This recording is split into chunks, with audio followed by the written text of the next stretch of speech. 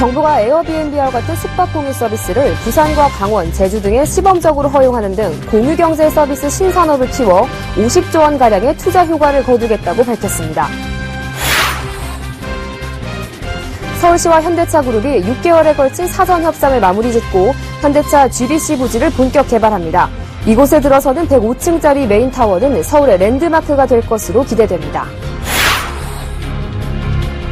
다음 달 시행을 앞둔 개인종합자산관리계좌 ISA의 불안전 판매가 우려가 커지고 있습니다. 은행 창구에서는 수수료 등 중요한 정보는 알려주지 않은 채 경품을 앞세워 일단 가입 예약부터 하라며 소비자들을 부추기고 있습니다. 전세시장의 예년과 같은 방학 특수가 사라졌습니다. 예년엔 3월 이사철을 앞두고 전세값 상승세가 두드러졌지만 올해는 전세값 상승률이 3년 만에 최저를 기록하는 등 주춤하는 모습입니다. 자세한 이야기는 잠시 후 투데이 포커스에서 알아봅니다.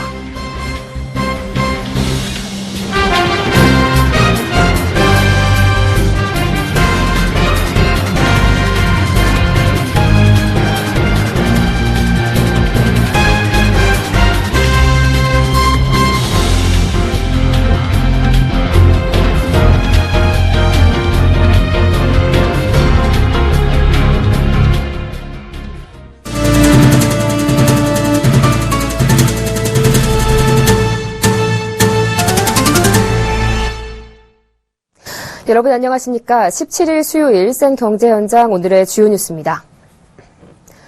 정부가 급성장하는 공유경제를 신사업으로 육성하기 위한 청사진을 내놨습니다. 오늘 박근혜 대통령 주재로 열린 제9차 무역투자진흥회의를 통해 서비스 산업과 농림업 분야의 투자 활성화 대책을 밝혔는데요. 정부는 이들 대책을 통해 50조 원가량의 투자 효과를 거두고 일자리 50만 개를 창출할 것으로 기대하고 있습니다. 자세한 소식 김혜영 기자가 보도합니다. 정부가 규제 완화와 신산업, 서비스업 육성 방안을 내놨습니다. 우선 현행법상 불법인 에어비앤비 등 숙박 공유 서비스를 앞으로 합법적인 제도권 영역으로 끌어들여 부산, 강원, 제주 등에 시범적으로 허용하기로 했습니다.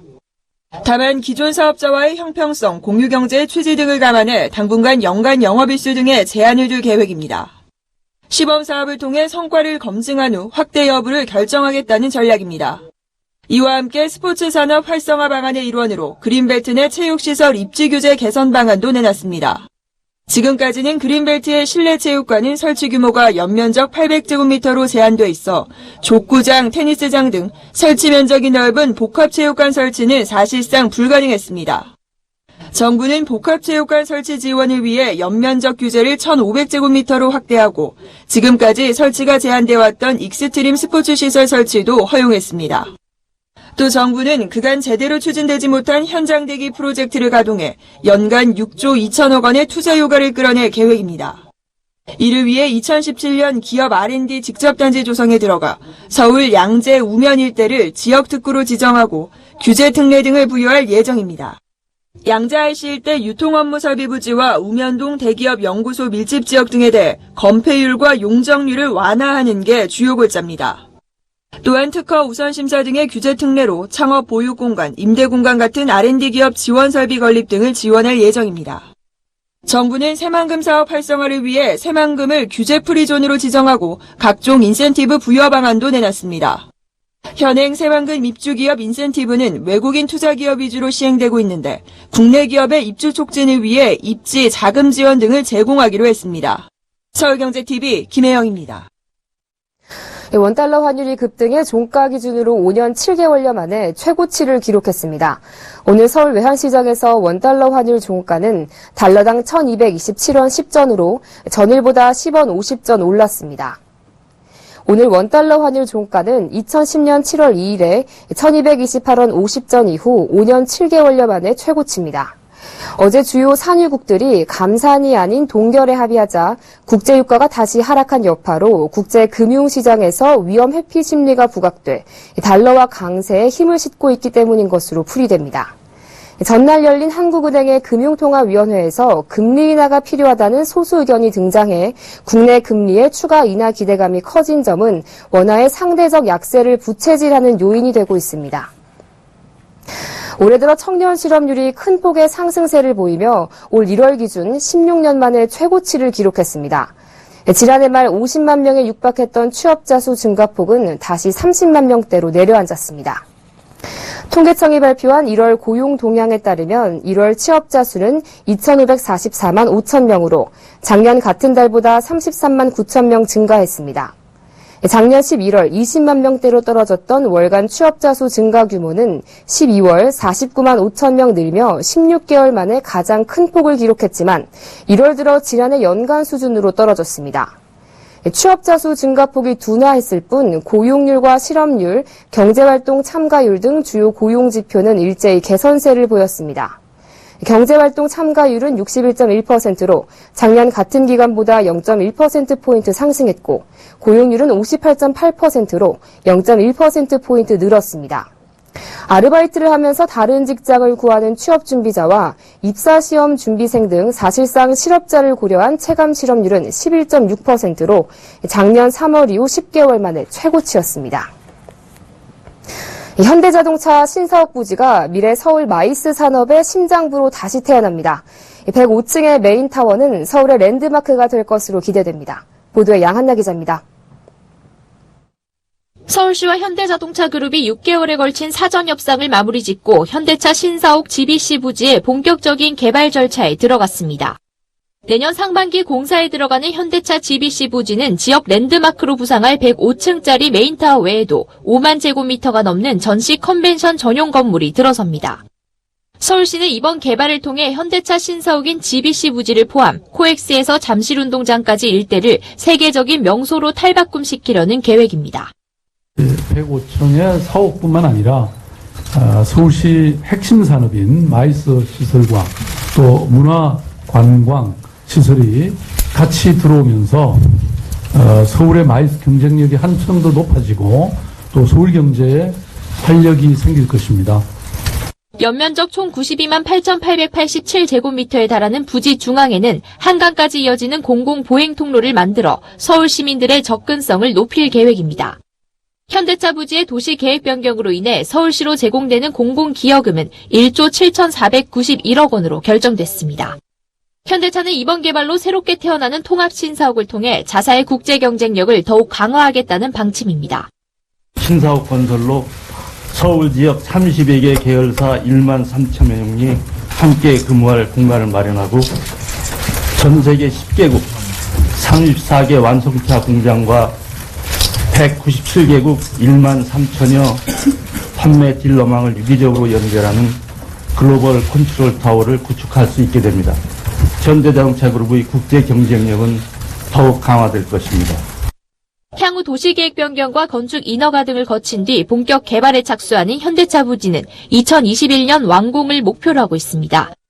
서울시는 준공 후 20년간 약 266조 원의 경제 파급 효과와 122만 명의 고용 창출, 1조 5천억 원이 넘는 세수 증대가 이뤄질 것으로 기대하고 있습니다. 서울경제TV 양한나입니다. 다음 달 14일 개인종합자산관리 계좌 ISA의 시행을 앞두고 시중은행들이 자동차의 골드바까지 고가의 경품을 내걸고 치열한 고객 유치전을 벌이고 있습니다. 은행 창구에서는 가입 예약 고객 받기에 한창인데요. 정작 고객들에게 중요한 수수료 등의 중요 정보를 알려주지 않은 채 이벤트 경품을 앞세워 가입 예약 고객 수 늘리기에만 골몰하는 모습입니다. 정은규 기자가 보도합니다. ISA 고객 유치에 열을 올리고 있는 은행 창구에 가봤습니다. 가입 대상과 의무 가입 기간, 비과세 한도 등 ISA에 대한 기본 정보만 설명한 후 지금 가입해야 경품을 받을 수 있는 이벤트 응모가 가능하다고 강조합니다. 지금 예약을 해놓고 나중에 가입을 하시면은 나중에는 그냥 가입인데 지금은 그냥 이벤트 응모가 약간 되시는 부분이거든요. 경품 이벤트에 대해 상세한 설명을 하던 창구 직원은 정작 수수료에 대한 질문에 말문이 막혔습니다. 저는 저희 본부에 IS에 담당하는 부서가 있는데 한번 확인하고 알려드릴게요. 담당 부서와 통화한 후 돌아온 답은 아직 정해지지 않았다는 것이었습니다. ISA를 만든 명분은 국민재산 분리기지만 정작 상품 운용 전략이나 수수료 부과 방식 등은 사전 예약 고객들이 알 길이 없습니다. 말 그대로 묻지마 영업인 셈입니다. 다른 은행에 방문해도 상황은 마찬가지입니다. 가입 이벤트 내용을 확정하지 못한 한 은행에서도 일단 예약부터 권합니다. 예약 한번만 해놓으시고 나중에 이제 그 의뢰 받으신 분 이런 건 이제 그때 가셔서 확인하시면 됩니다. ISA는 은행과 증권사 등 금융권을 통틀어 1인 1계좌로 가입 제한이 걸려 있습니다. 은행들이 고가의 경품을 내걸고 시장 선점에 목을 매는 이유입니다. 최근 성과주의 도입 논의로 은행원들의 실적 압박감은 한층 높아진 상태입니다. 과열되고 있는 ISA 경쟁이 자칫 불안전 판매를 유발할 수 있다는 우려가 커지고 있습니다. 서울경제TV 정훈규입니다. 최근 아파트 미분양이 증가하고 있는 가운데 다음 달 역대 최대 분양 물량이 나옵니다.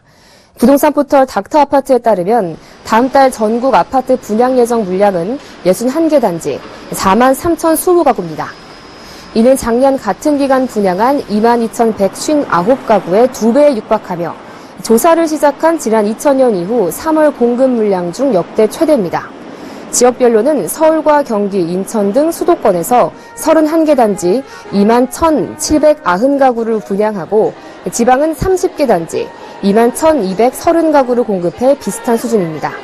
서울에선 6개 단지 2,168가구가 일반 분양됩니다. 광진구 구이동 구이 1구역 레미안 구이 파크 스위트와 개포주공 2단지를 재건축할 레미안 블레스티지 등이 3월 중 분양됩니다.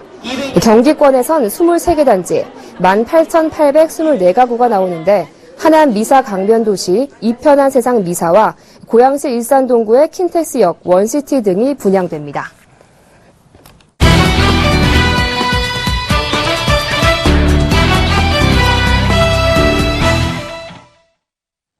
네, 겨울방학 특수를 누리던 전세 시장이 잠잠해졌습니다.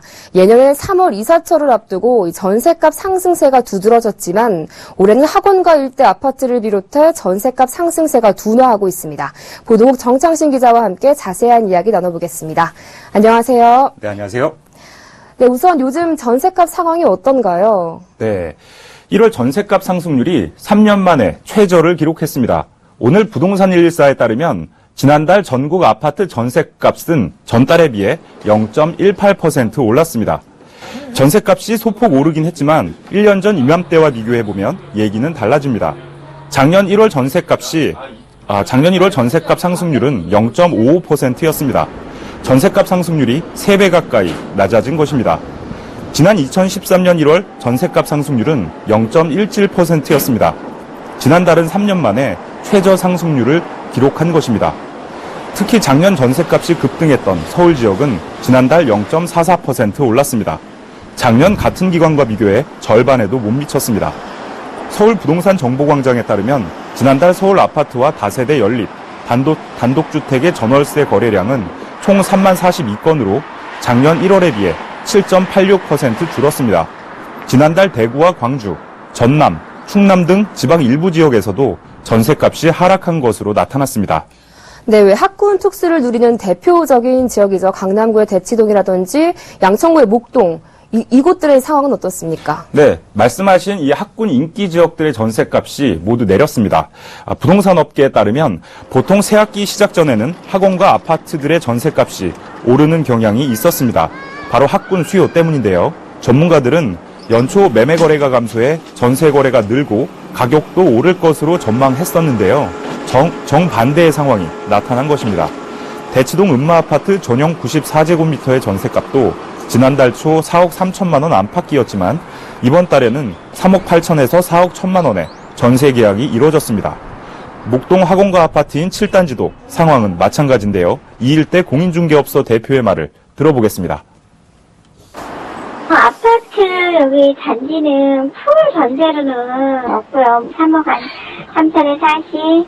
예전에는 수익 잘 됐으면 5억까지도 간 게 있어요. 요즘은 그래도 조금 내려서 4억 5천에서 7천 사이?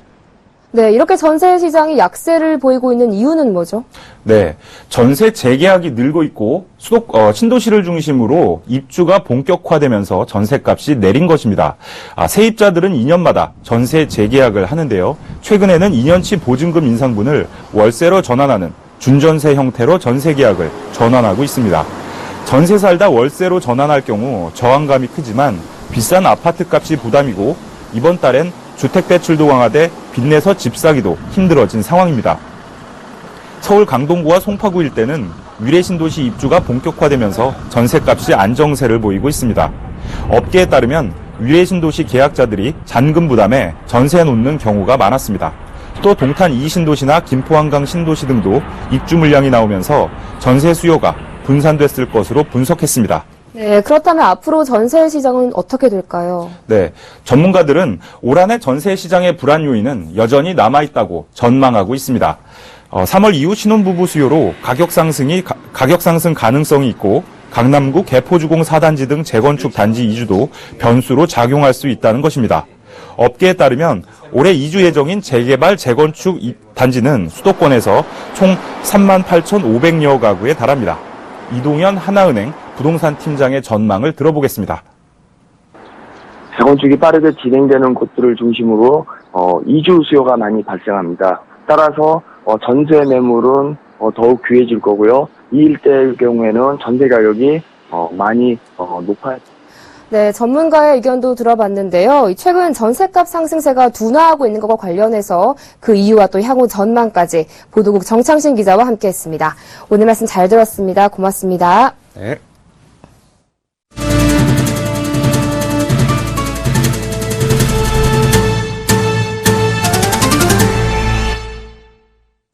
네, 지난해 LG전자의 실적 효자 노릇을 했던 것은 다름 아닌 생활가전이었는데요.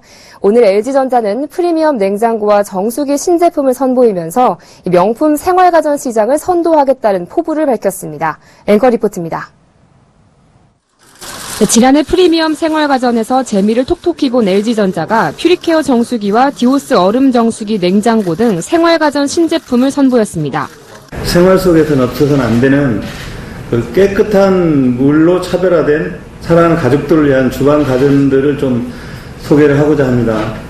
퓨리케어 정수기, 또 디오스 얼음 정수기 등 건강, 편의성, 효율을 강화한 LG 주방 가전 제품을 통해 고객들이 건강과 행복에 기여할 수 있도록 오늘 선보인 퓨리케어 정수기는 물탱크가 없는 직수 타입을 적용해 보다 깨끗한 물을 제공하는 것이 특징으로 3단계의 온수를 제공하는 기능을 업계 최초로 도입했습니다. 아기의 분유를 타기 좋은 온도 40도씨와 차 마시기 좋은 75도씨, 커피 타기 좋은 85도씨 등 가족들을 위한 맞춤형 온수를 제공합니다. 물을 마실 때는 120ml와 500ml, 1리터 등 원하는 양만큼 물을 뽑을 수도 있습니다. 기존 제품과 비교해 에너지 소비 효율을 35% 높여 한 달 전기료 부담을 절반으로 낮춘 점도 강점입니다. LG전자는 이번 퓨리케어 정수기로 인도를 비롯한 아시아 주요 국가를 본격 공략할 계획입니다. 이어 선보인 디오스 냉장고 신제품은 냉장고에 얼음 정수기를 합쳤습니다. 자주 사용하는 냉장실은 위쪽에, 냉동실은 아래쪽에 배치한 상냉장, 하냉동 타입입니다. 특히 가족들이 자주 먹는 간식이나 음료 등을 편하게 꺼내고 넣을 수 있게 오른쪽에 수납 공간을 만들고 주부들이 많이 사용하는 반찬과 소스, 과일 등은 왼쪽에 보관할 수 있도록 하는 등 냉장고 속 수납 공간인 매직 스페이스를 만들어 사용자의 이용 편의성을 높였습니다. 퓨리케어 정수기와 디오스 얼음 정수기 냉장고는 다음 달 중 출시됩니다. 서울경제TV 정한입니다. 그저 여성들에게 화장하는 공간으로 사용되던 화장대가 진화를 거듭하고 있습니다. 거울만 바라봐도 피부 상태를 진단해주고 제품까지 추천해준다고 하는데요. 가구와 사물 인터넷 기술이 만난 스마트 가구를 한지희 기자가 직접 체험해봤습니다. 여성이라면 누구나 하나쯤 갖고 있는 화장대. 이 거울에는 첨단 기능이 숨어 있습니다. 제가 직접 한번 측정을 받아보겠습니다. 거울을 터치하자 거울에 내장된 특수 카메라가 피부 상태 측정에 들어갑니다. 주름 모공 잡티까지 꼼꼼하게 살핍니다. 측정이 끝나면 거울이 진단 결과를 토대로 나에게 맞는 피부 관리법을 추천해줍니다. 뿐만 아니라 약 10만 개의 미용 제품 데이터베이스를 토대로 알맞은 제품도 추천해주고 날씨에 맞는 메이크업 팁도 제공합니다. 가구에 IT 기술이 접목된 스마트 가구 덕에 굳이 피부과에 가지 않아도 집에서 손쉽게 피부 관리를 할 수 있습니다. 저희는 이번에 업계 최초로 매직미러 제품을 출시를 했는데요. 매직미러 특징이라고 할 수 있는 것은 피부 측정 기술입니다. 저희가 개발한 피부 측정 기술은 피부과 전문의들과 공동 연구 개발했기 때문에 상당히 신뢰도가 확보가 되어 있다고 볼 수 있겠습니다. 이 거울은 가구업체 한샘을 통해 전국 6개 전시장과 대리점에서 판매를 시작합니다. 또 통신비도 2년 동안 무료로 제공할 계획입니다. IT 기술을 활용한 생활 밀착형 서비스들이 출시되면서 생활이 점점 편리해지고 있습니다. 서울경제TV 한지입니다. 최근 저유가와 중국 증시 폭락으로 안전자산을 찾는 투자자들의 이목을 끄는 것이 있습니다. 바로 비트코인입니다. 한때 급락했던 국제 비트코인 가격은 지난해 37%가 올랐고 세계적으로 비트코인을 실제 거래에 사용하는 사례도 늘고 있는데요. 국내에서는 비트코인을 어떻게 사용할 수 있을까요? 김성훈 기자가 직접 알아봤습니다. QR코드만 보여주면 결제가 가능하고 은행 계좌를 이용하듯 ATM에서 현금을 뽑을 수 있습니다. 가상화폐 비트코인의 얘기입니다. 2014년 3월부터 국내에서도 휴대전화 어플리케이션과 현금 자동 입출 금기로 비트코인을 거래하는 시스템이 마련됐습니다. 2016년 현재 국내에서는 비트코인을 얼마나 편리하게 사용할 수 있을까? 우선 스마트폰으로 비트코인 지갑 애플리케이션부터 다운로드했습니다. 회원 가입을 하면 QR코드 발급과 함께 총 계좌 잔고가 0비트코인임을 알리는 화면이 나옵니다. 비트코인을 살 현금을 입금하기 위한 은행 계좌도 앱이 자동으로 만들어줍니다. 계좌를 통해 2만 원을 모바일로 입금해 비트코인을 사봤습니다. 앱 화면에 오늘 기준 국제 비트코인 시세에 따라 계산된 잔고가 뜹니다. 사용처에서 점원에게 QR코드를 보여주면 비트코인으로 결제할 수 있습니다. 이번엔 다시 ATM으로의 송금을 시도해봤습니다. 비트코인 거래가 가능한 ATM은 현재 전국 지하철역과 편의점 등에 7,000여 대가 있습니다. 수수료는 1,500원이고 만원 단위로만 송금이 가능합니다. ATM 메인 화면에서 비트코인 메뉴를 선택하고 안내에 따라 SMS 인증번호와 ATM 인증번호를 차례로 입력하면 끝. 다른 사람과 거래할 때나 해외로 송금할 때도 ATM 인증번호만 공유하면 쉽습니다. 하지만 비트코인이 국내에 정착하기에는 시간이 필요할 것으로 보입니다. 고려대학교 통신공학부 인호 교수는 비트코인을 사용하려고 하거나 사업을 하려고 할 때 가장 장애물은 불확실성이라며 비트코인이 화폐인지 디지털 재화인지 등 정부의 공식적인 정의가 없어 적용 법률이 불확실하기 때문에 투자자, 사업가, 사용자 모두 비트코인을 활용하기 어려운 상황이라고 문제점을 지적했습니다. 아직은 취약한 것으로 평가되는 보안성 또한 해결해야 할 문제입니다. 서울경제TV 김성훈입니다. SK이노베이션이 메르세데스 벤츠의 주력 전기차에 배터리를 공급합니다. SK이노베이션은 다임러 그룹과 내년부터 출시되는 벤츠 전기차 모델에 리튬이온 배터리 셀을 공급하는 내용의 계약을 확정했습니다. 이번 계약으로 다임러 그룹은 SK이노베이션이 공급한 셀을 팩으로 조립해 전기차에 탑재하게 됩니다.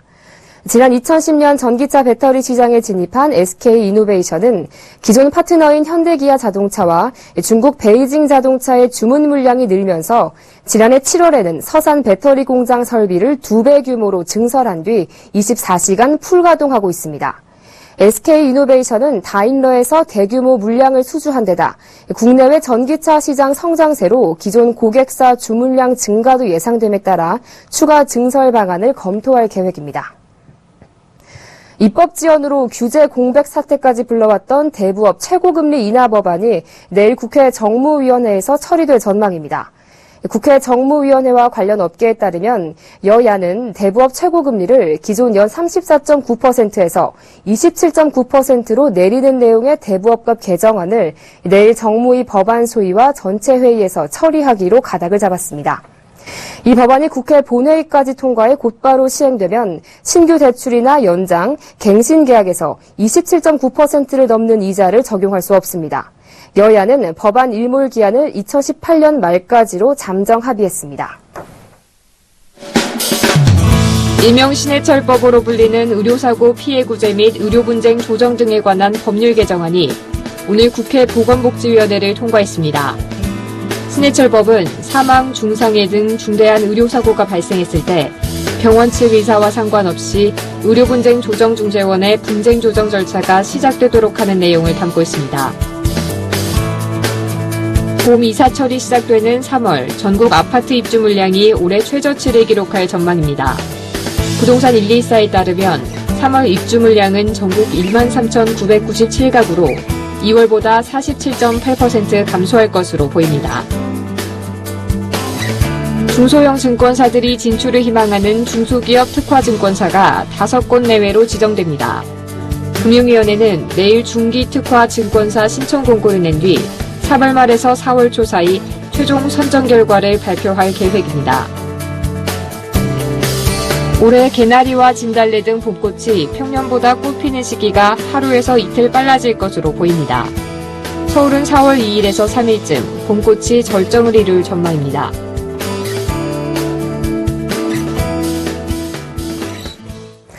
SN 경제 현장 여기서 마칩니다. 시청해주신 여러분 고맙습니다.